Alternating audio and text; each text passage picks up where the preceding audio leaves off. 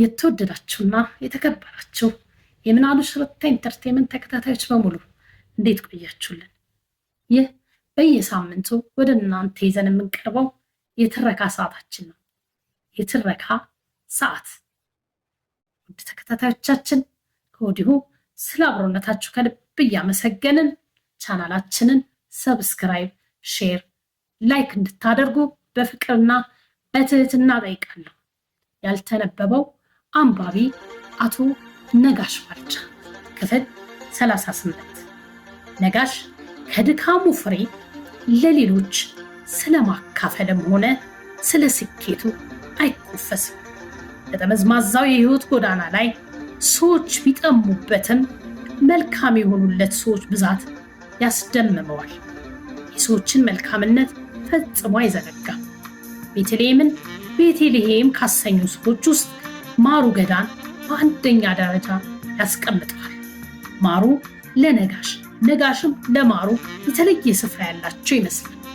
ለዚህም ይመስላል ከፍ ብለን እንዳየነው ባልጠበቀው ሁኔታ የተሟላ ሱቅ ከነ ካዝናው አስረክቦ ፈጣሪ ብቻ በመሃላቸው ሆኖ ሲመራረቁ እናያለን።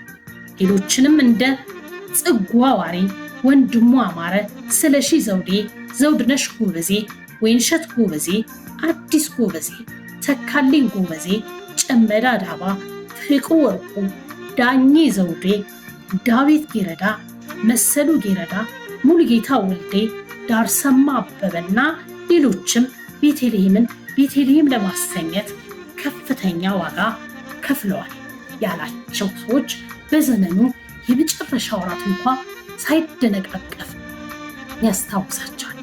አቶ ነጋሽ 3 ብሩን ለአጎቱ ለመመለስ ሰዎችን እየዞረ በሚጠይቅበት ወቅት አንድ ዘመዱ ብዙ ካመላለሰው በኋላ 25 ሳንቲም ብቻ ሰጥቶት ነበር የመለሰው። በሁኔታው በጣም ተሰምቶት ነበር። እንዲሁም በራሱ አንደበት እንዲህ ይለናል። ከሀገር ቤት ስመጣ አሮጌ ለብሼ ነበር የመጣሁት። እናም እዚህ ልብስ እንዲገዙልኝ ወንድሞቼን አብዝቼ እጨቀጭቅ ነበር። የወር ደመወዝተኞች በመሆናቸውና ሁሉም ነገር በእቅድ በመሆኑ በልጅነት የተመኘሁትንም አላገኘሁም። አሁን ችግራቸው ምን ያህል የከፋ እንደነበር ይሰማኛል። ይሄ ደግሞ የሰዎችን ሕመም እንዲያምህ እንድትራራም ምክንያት ይሆናል ይሉናል አቶ ነጋሽ። ገና በጠዋት በለጋ ዕድሜው ያመመው የማጣት ሕመም ሁልጊዜ ይጠዘጥዘው ነበር። ትናንት ያጣው የነጣው ስለነበርኩ ዛሬ ስለሞላልኝ ያለ ቅጥ ልንደላቀቅ፣ ስለ ሰዎችስ ችግር ለምን ልጨነቅ አላለም። መጽሐፍ ቅዱስ ላይም እንደምናውቀው የባለጸጎች እስከ ምጽአት ቀን ድረስ ነፍሴ ሆይ ባለሽ ተምነሽነሽ የሚል አይነትም ሰው አልነበረም። ይልቅስ በእኔ የደረሰ በሌሎች አይድረስ በሚል ብሂል ለተቸገሩ ሁሉ ለማካፈል የሚተጋና በራሳቸው እንዲቆሙ በመርዳት አሳውን ሳይሆን መረቡን በመስጠት የሚያምን ሰው ነበር። ምዕራፍ 8 የመገናኛው ፈርጥ። በቀደመው የመጽሐፍ ክፍል እንዳየነው ባለታሪካችን ነጋሽ ባልቻ የልጅነቱን የመጀመሪያ ዓመታት በመዲናዋ ምዕራባዊ ዳርቻ በአዲስ ከተማ ይገኙ በነበሩ ጥቂት ሳር ቤቶች ውስጥ በአንዱ ነበር ተወልዶ ያደገው። ነጋሽ ገና ጠዋት በለጋ ዕድሜው ያለ ፍሳሽ ስጋት በቆርቆሮ ቤት ውስጥ ይኖሩ ከነበሩ ባለሀብቱ ጎረቤታቸው አንጻር የእነርሱን በፍሳሽ የሚጨቀይብ ሳር ቤት እያሰበ በጣም ያዝን ነበር። ጎረቤታቸው ራርተው የእነርሱን ቤት ቆርቆሮ እንዲያለብሱላቸው አብዝቶ ይመኝ ነበር። የልጅነት አእምሮ በእንዲህ አይነት የድህነት ጨካኝ ክርኖች መደቆሱን ከእርሱ ውጭ ማንም የሚያውቅለት አልነበረም። ወላጆቹም ሆኑ ጎረቤቶቻቸው በዶፍ ዝናብ የሳር ቤት ጣራ ስር በብርድ ቆሞ የሚብሰለሰል ሕፃን ገና በመዲናዋ ጌጠኛ ቤቶችን ከመስራት አልፎ አይነግቡ ከሆኑ ሕንፃዎች መካከል የሚቆጠር ወርቃማ ሕንፃ ያቆማል ብለው ለመገመት የአምላክን ባህሪ መላበስ ነበረባቸው። ነጋሽም ቢሆን ከክረምት ዝናብ ፍሳሽ እንዴት መላቀቅ እንዳለባቸው ቢጨነቅም ከተወለደበት መንደር ርቆ የመሄድ ዕድል እንኳን አልነበረው።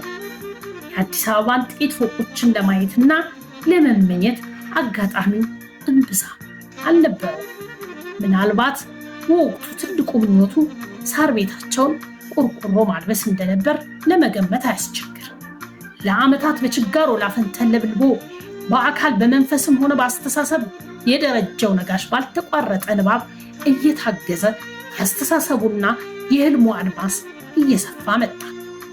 በንጉሠ ነገሥቱ ኃይለ ሥላሴ ዘመን ትልልቅ የንግድ ሐሳቦችን እየወጠነ የሕፃናት ልብስ ስፌትን በፋብሪካ ደረጃ ለማሳደግ እንዲሁም ሜካናይዝድ ወደሆነ የግብርና ስራ ለመግባት እየተዘጋጀ በነበረበት ወቅት አብዮቱ በመፈንዳቱ ሰፊውን አድማሱን የሚያጠብና የሰነቃቸውን ህልሞቹን የሚያቀጭጭ ሁኔታ ገጠመ። የቤተልሔም መንገድ በሚል ርዕስ ስር በወፍ በረር እንዳየነው በሀገር አቀፍ ደረጃ ንግድ የሚያቀጭጭ ከባቢ ቢፈጠርም የነጋሽ ግን የራሱን ፈጠራ አክሎበት የንግድ እንቅስቃሴው ሊጎዳ የሚችለውን ያህል ሳይጎዳ ለማስቀጠል ቻለ። መርካቶ የኢትዮጵያ ብቻ ሳይሆን የአፍሪካም ትልቁ ገበያ ተደርጎ በሚቆጠርበት በ1980ዎቹ ውስጥ ነጋሽ ከሞቀ ከሰፊው ተወልዶ ካደገበትና ከድህነት አዘቅት ወጥቶ ወደ ባለጸግነት ማማ ከወጣበት የመርካቶ አካባቢ ርቆ ሊሄድ ይችላል ብሎ ማን ሊገምት ይችላል? የነጋሽ አይነት አንባቢና መጪውን ዘመን ከባቢያዊ ሁኔታዎችን በጥልቅ የሚረዳ ነጋዴ ግን ብዙዎች የማያዩትን ለማየት ሰፊው የንግድ ምናቡ ይረዳል። ያው ሁሉ ንባቡ ምን ይሰራል? በ1980ዎቹ አዲስ አበባ እንደ 1940ዎቹ የሳር ቤቶች ባይኖሯትም ብዙም አይነግቡ የሆኑ ህንፃዎች አልነበሯትም። የነበሩት ጥቂት ህንፃዎችን ቢሆኑ የመዲናዋ እምብርት አካባቢ የተኮለኮሉ ነበሩ። ሰፊውን የከተማዋን ገጽታ የሸፈኑት በዛጉ ቆርቆሮች የተለበጡ ጭርቁስቁስ ሰፈሮች ነበሩ። ከመርካቶ ይቅርና ከአራዳ ጊዮርጊስ መገናኛ መጓዝ በቀላሉ የሚገመት አልነበር። ለከተማዋ ዳርቻ እየተጠጉ ነውና መገናኛ የሚኖር ዘመድ ከሌሉ በስተቀር ለምን ወደዚያ ድርሽ ይላሉ? እንደ ቀጭን ክር ከላይና ከታች የተዘረጉ ሁለት መንገዶች በሚታዩበት ከፎቅ ይልቅ በልምላሜ ቁጥቋጦ በወረሰው መሬት የተሸፈነ አካባቢ ላይ የልማት ስራ ሲሆን ማን ይከችላል? ለዛውም ከንግድ ማዕከሏ መርካቶ ወጥቶ በመገናኛ ንግድ ለመነገድ የሚያስብ ሰው ካለ በዘመኑ እንደ የዋህ ሳይቆጠር አይቀርም። በተለይ በንግዱ ማህበረሰብ ነገር ግን በሩቅም ቢሆን የእናቶ በቀለ ሞላን ታሪክ ለሚያውቁ አንባቢው ነጋሽ ከመርካቶ ወደ መገናኛ መዝለቅ እንደ ትንግርት የሚቆጠር አልነበር።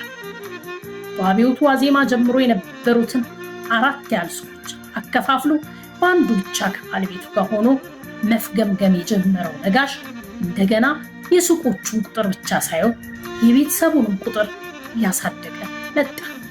በባለቤቱና በእርሱ በኩል ያሉ ዘመዶቻቸውን ሰብስበው ተያይዘው ለማደግ ሰርክ መትጋት መለያቸው ሆነ።